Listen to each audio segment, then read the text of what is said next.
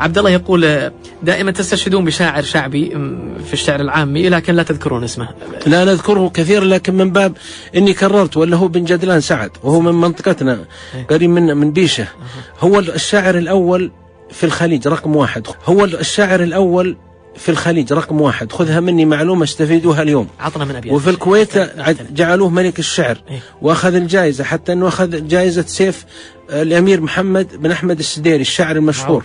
قال يقول سلامي أرض السعودية ديار الملوك، مهابط الوحي والكعبة وبيت النبي، يا محمد آل أحمد الله يرحم مكوبوك ويسكنك في الجنان الخالد الغيهبي، حطيت للشعر حق مثل حق الصكوك سيف العرب يستلم الشاعر اليعربي. له 5 أبيات ودي أن شعراء الشعبيين في السعودية يتركون شعرهم كلهم يقفون أمام هذه ال5. هو ملك الشعر مثل متنبي في هذا.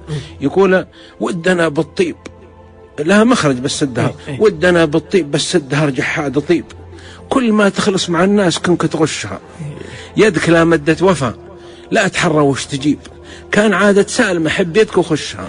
يقول إذا منك قدمت معروف الناس لا تظن بيردون، خلي الجميل وجه الله، من يفعل الخير لا يعدم جوازيه ولا يذهب العرف بين الله والناس، لا تحرى ما تدري يدك تنجو من الناس إلى ما كانوا يدك جميلة شكرا لهم، كان ودك تخشها يدك لا مدت وفا لا تحرى وش تجيب، كان عادة سالمة حبيتك وخشها، وذمة ما هي بتندان الحق المصيب، جعل قشاش الحطب لو سرح يقتشها.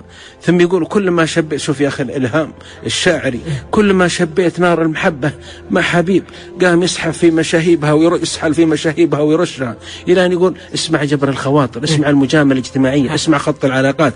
قال وانت لو حصلت لك في الزمن وجه غريب، مثل ما قال المثل دام تمشي مشها.